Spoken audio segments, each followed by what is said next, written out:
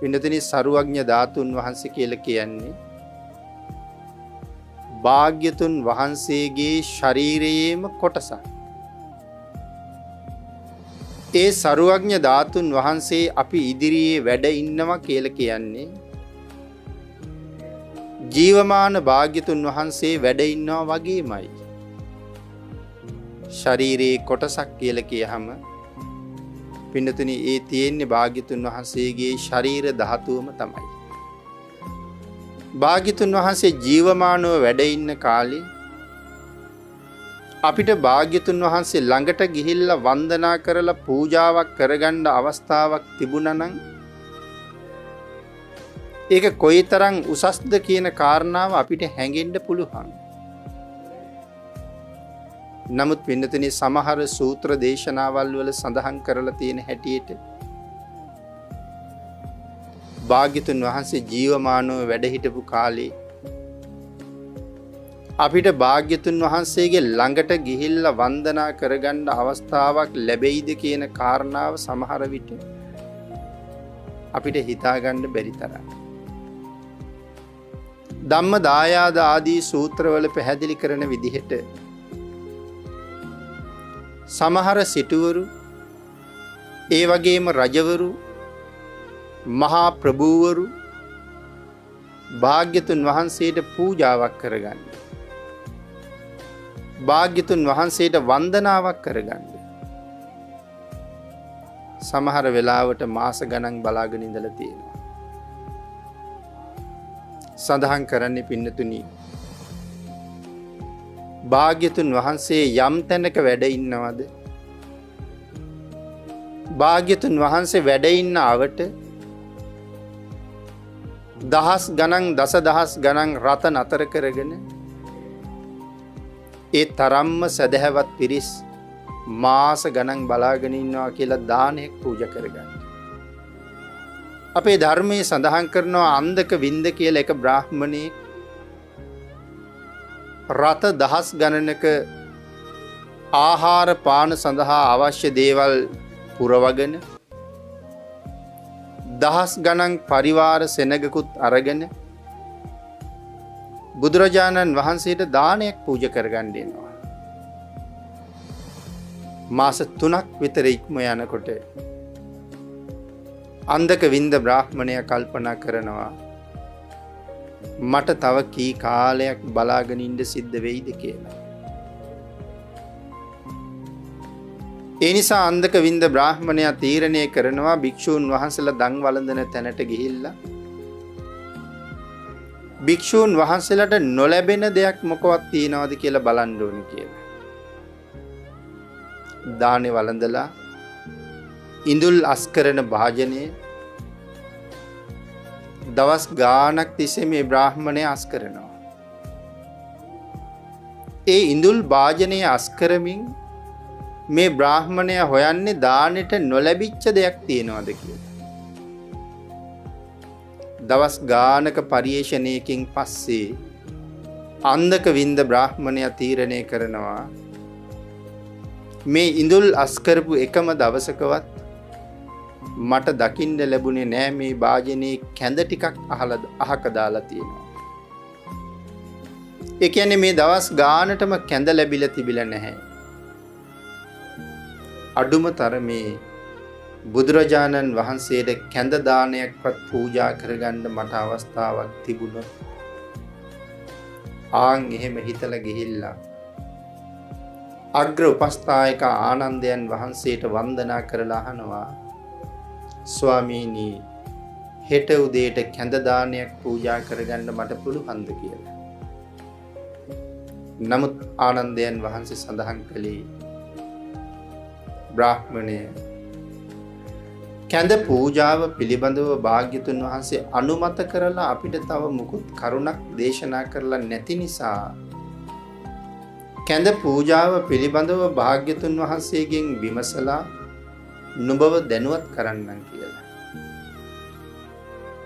සුදුසු වෙලාවක ආනන්දයන් වහන්සේ භාග්‍යතුන් වහන්සේ ළඟට ගිහිල්ලා මේ කාරණාව ඉදිරිපත් කරනවා කැඳ පූජාව ගැන. පින්නතුනි අපේ භාග්‍යතුන් වහන්සේ කැඳ පූජාවේ ආනිසංස 10ක් දේශනා කරලා කැඳ පූජාව කරන්න අනුමත කළා.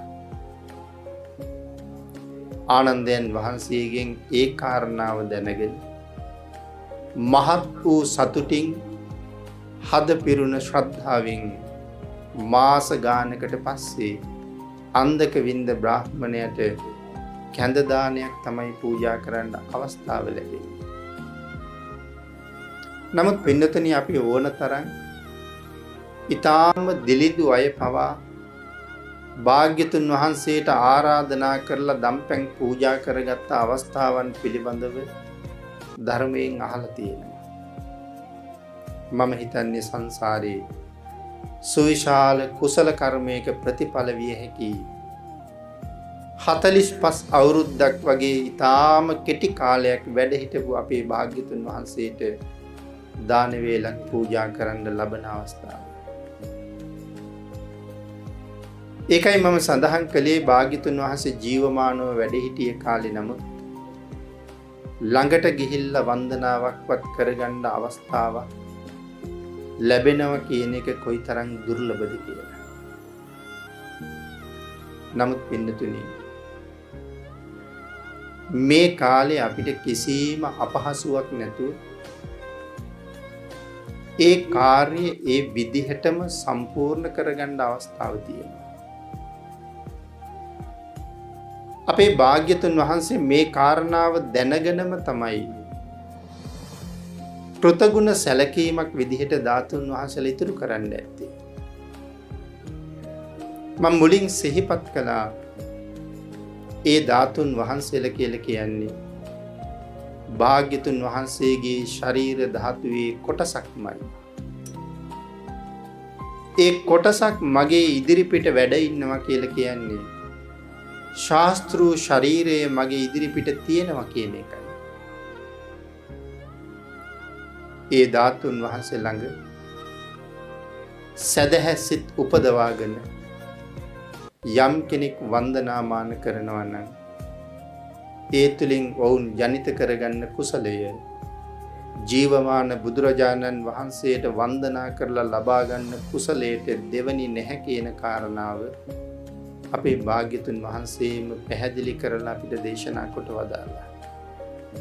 සවැත් නුවර ජේතවනාරාමේ සුගන්ධ කුටියට ගිහිල්ලා ලෞතර බුදුරජාණන් වහන්සේට යම් පූජාවක් කරන්න මට අවස්ථාව ලැබුණා නම් ඒ පූජාව මම කොහොමද කරන්නේ කියන සිතුවිල්ල මුලින් උපදවගෙන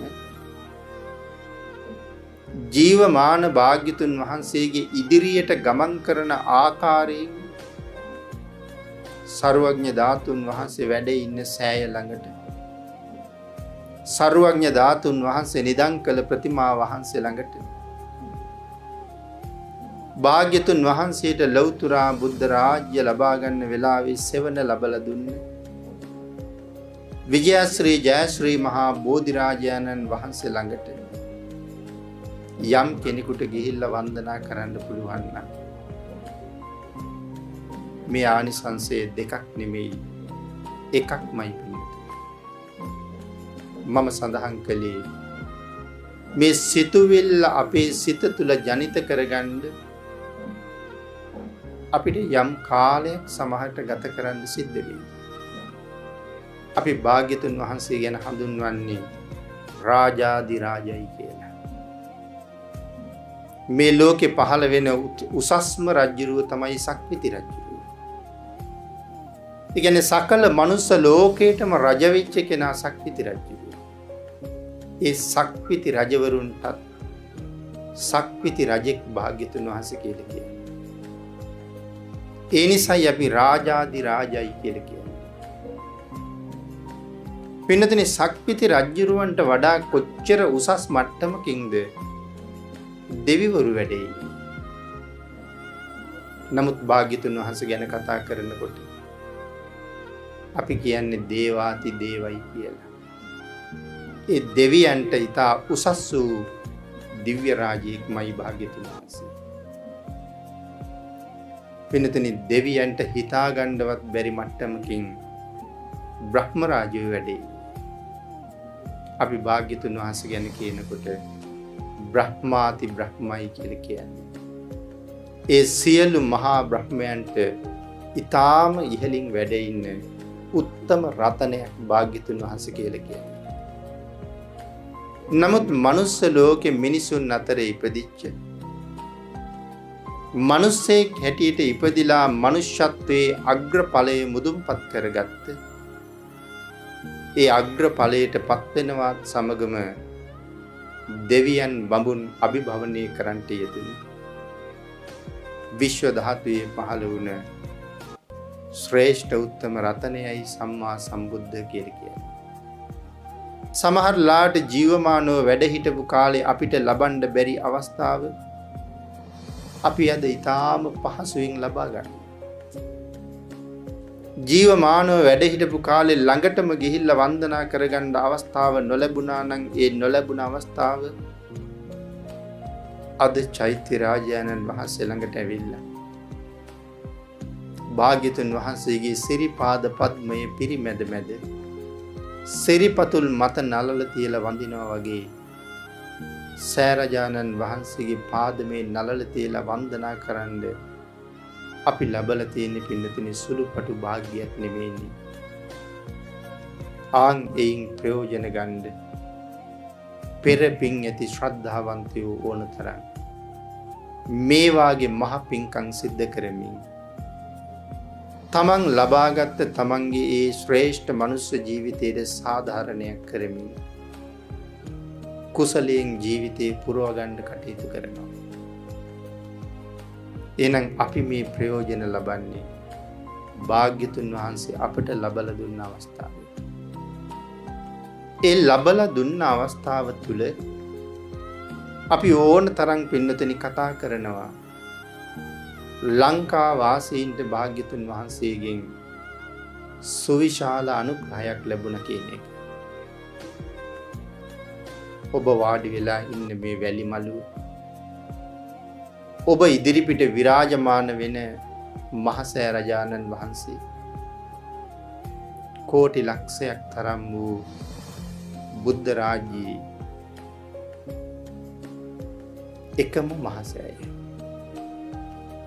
මේ මළුවට ඇවිල්ලා මේ විදිහට වාඩි වෙලා කෝටි ලක්ෂයක් සක්වලට ප්‍රධාන චෛත්‍ය රාජානන් වහන්සේ දිහා බලාගෙන තමන්ගේ හිත ශ්‍රද්ධාවෙන් පුරවගෙන වන්දනා කරන්න අපි කොයි තරම්නම් වාග්යක් ලබාගෙන උපදින්නේ නැද්ද? පින්නතනි හිතලා බලන්න. ඇමරිකාවේ ඉන්න කෙනෙකුට මහසෑය වඳින්න හිතුණා. ඕස්ට්‍රේලියාවේ ඉන්න කෙනෙකුට මහසෑය වඳින්න හිතුණා. ඉතාලියේ, ජර්මනියේ, එංගලන්තයේ ඉන්න කෙනෙකුට මහසෑය වඳින්න හිතුණා. ලක්ෂ ගණන් වියදම් කරලා ලංකාවට එන්න ඕනේ. චාතුම් මහරජකෙන් තාවතින්සෙන් යාමෙන් තුසිතෙන් නිම්මාන රතියෙන් පරිනිම්මිත වසවර්තියෙන් මහසෑය වන්දනා කරන්න ඒ දෙවිවරුන්ට අදහසක් ඇති වුණොත් ඒ සියලු දෙනාම මේ රටට එන්න ඕනේ නෙපින්නතුනි. සුද්ධාවාස බඹලව ඉන්න රහත් වෙච්ච බ්‍රහ්ම රාජයන්ට ඒ අදහස ඇති වුණා. ප්‍රථම ධානයේ, ဒုတိ ය ධානයේ ආදී ධාන තලවල බඹ තලවල ඉන්න බ්‍රහ්ම රාජයන්ට ඒ අදහස ඇති වුණා. සහම්පති මහා බ්‍රහ්ම රාජයන් වහන්සේ සනන් කුමාර ගටිකාර තිස්ස කියන මහා බ්‍රහ්ම රාජවරුන්ට ඒ අදහස ඇති වුණා. පින්නතිනි උන්වහන්සේලා මේ පිම්බිමට ඇවිල්ලාමනේ මහසෑය වඳින්න වෙන්නේ. එවන් පින් ඇති උතුමන් වහන්සේලා දවසකට කීපාරක් මෙහි ඇවිල්ලා මහසෑය වඳිනවා ඇති. නමුත් ලංකා වාසීන් වෙච්ච අපිට මොන තරම් පහසුවෙන් ඒ අවස්ථාව උදා කරගන්න හැකියාව ලැබිලා තියෙනවද? ආන්ගේ ලැබිච්ච අවස්ථාව මනාව හඳුනගෙන මුලින් සිහිපත් කරපු විදිහට ජීවමාන බුද්ධ සංඥාව තමන් තුළ ඇති කරගෙන භාග්‍යතුන් වහන්සේ හැර වෙනත් සරණක් මට නැහැ කියන සිතුවිල්ල මත පිහිටලා මේ මහසෑ මළුවේ දන ගහලා වැඳලා සතර අපායට පිටුපාල සුගතියට යන්න ඔබට මට ලැබිලා තියෙන අවස්ථාව කොයිතරම්ද? එhmenan ඒ අවස්ථාවෙන් ප්‍රයෝජන අරගෙන සතර අපායේ දොරගුළු වහලා තියෙන සුගතියේ දොරගුළු විවෘත කරගෙන ජීවිතෙන් සමුගන්න කටයුතු කරන්න යම් කෙනෙකුට පුළුවන් වුණොත් මේ රටේ සම්මා දිට්ඨික පවුලක ඉපදිලා ඔබට ලබා ගන්න තියෙන උතුම් වාග්යවන්ත අවස්ථාව ඔබ ලබාගත් කෙනෙක් බවට පත් වෙනවා. භාග්‍යතුන් වහන්සේ අපේක්ෂා කරපු කාර්ය සම්පූර්ණ කරපු කෙනෙක් බවට පත් වෙනවා. භාග්‍යතුන් වහන්සේ සතුටු වෙන විදිහට ජීවත් වුණ කෙනෙක් බවට පත් වෙන්න ඔබට ඒ තුලින් අවස්ථාව ලැබෙනවා.